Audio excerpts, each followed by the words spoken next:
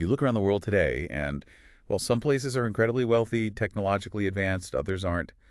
It almost feels like it's always been that way, doesn't it? It really does.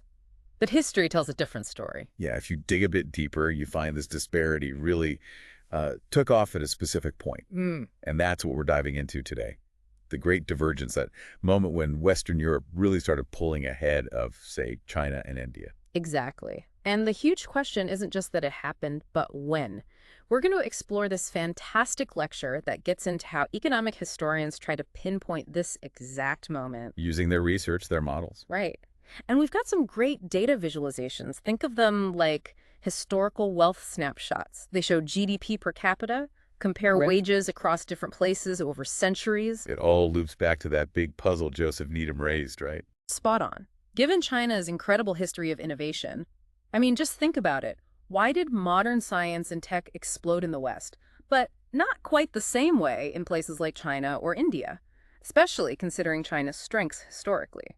So our goal today is to really unpack this massive shift for you. We want to get past the simple narratives and explore the arguments, the evidence historians grapple with. Yeah, expect some surprises and hopefully a clear view of a pretty complex debate. Okay, so Needham's question. Mm-hmm. China was, for a long time, a powerhouse, economically, scientifically. Absolutely. For centuries, China was leading by many, many measures. You think about their cities, their sophisticated government structures. And the inventions, paper, gunpowder, printing, the compass. All foundational. They all came out of China. It puts things in perspective when you think about, say, medieval Europe. Totally different world back then. But then, bam, the Industrial Revolution happens in Europe. And the whole trajectory just changes dramatically. Europe surges, and this gap widens. That's the Great Divergence we're talking about. Okay. And there's a graph in the lecture materials, right? European income leaders versus Asian income leaders. Helps visualize this. Yes, it's really helpful. It plots GDP per capita trends, roughly from the year 1000 up to 1950, for places like Italy, the Netherlands, Britain, and then China and Japan. And it has markers on it, too.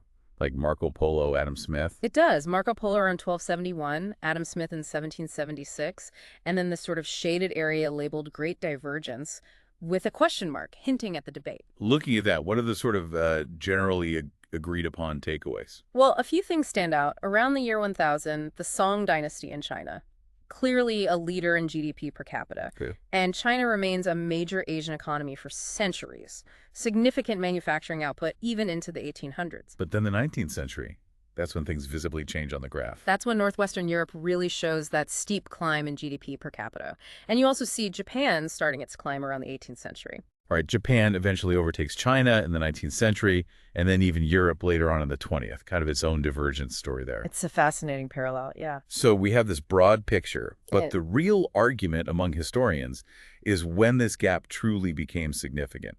When did Western Europe pull decisively ahead? Precisely. And the lecture highlights two main schools of thought on this timing. Okay, what's the first one? First is the revisionist view. They argue for a late divergence.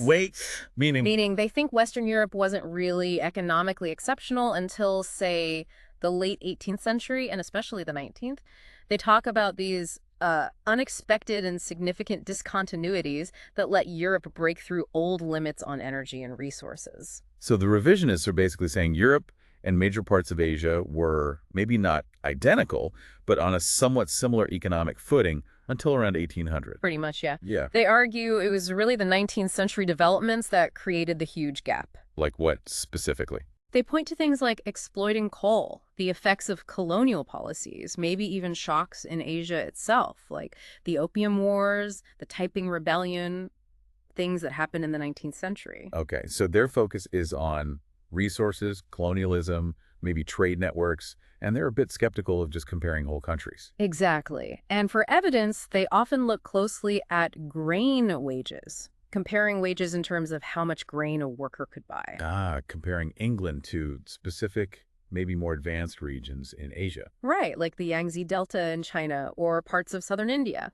There's a table, daily grain wages, that shows these comparisons. And you see Asian grain wages falling behind England's more noticeably in the late 1700s, early 1800s. So for them, the divergence is late 19th century, driven by these specific advantages Europe gained then. Got it. What's the counter-argument? That's the traditionalist view, arguing for an early divergence. Early meaning before 1800. Yes, they believe Northwest Europe was probably already ahead, maybe significantly, even before 1800. And what's their reasoning? What are they looking at? Their focus is more on long-term stuff, the development of institutions, the big expansion of trade and finance, the commercial revolution, Okay. also improvements in farming, the agricultural revolution, which boosted productivity.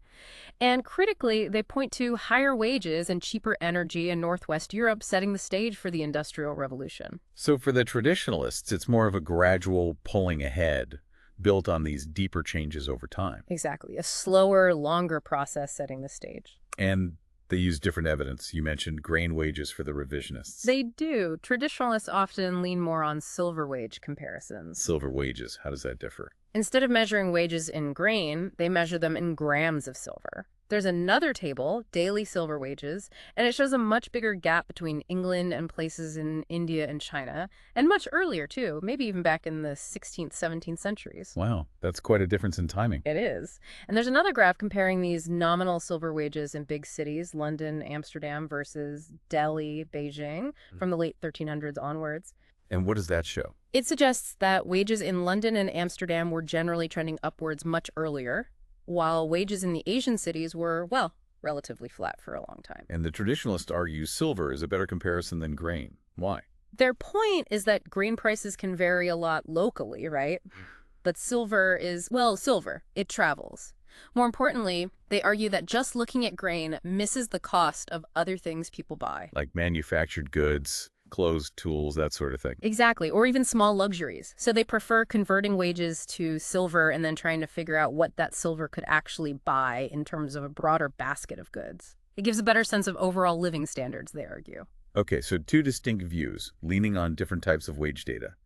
Revisionists, late divergence, grain wages. Traditionalists, early divergence, silver wages. That's a good summary. So if you try to synthesize this wage evidence, what's the overall story? Is it just contradictory? It's complex.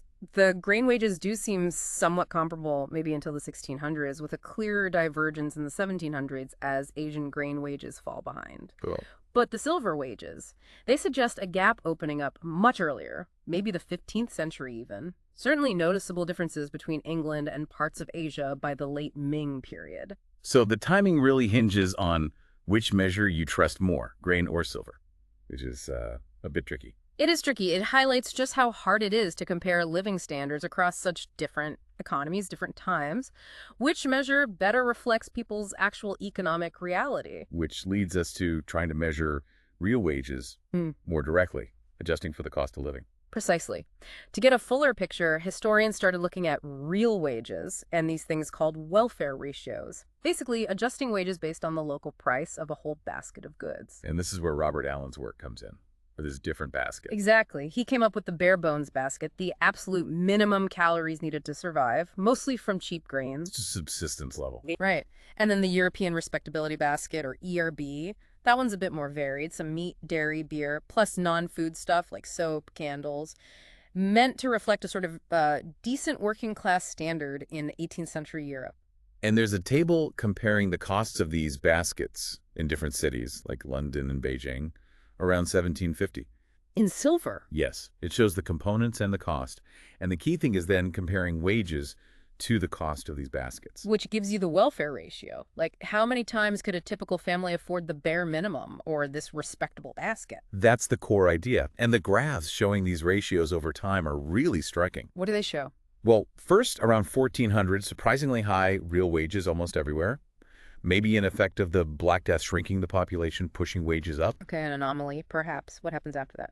After 1400, you see Northwest Europe, specifically London and Amsterdam, in these graphs, maintaining these relatively high real wages. Workers there could afford these baskets, especially the subsistence one, multiple times over, 3-4 times subsistence level, consistently. And elsewhere. Well, in many other parts of the world, including Delhi and Beijing, according to this data, real wages seem to fall back towards that bare subsistence level between, say, 1500 and 1700. Wow.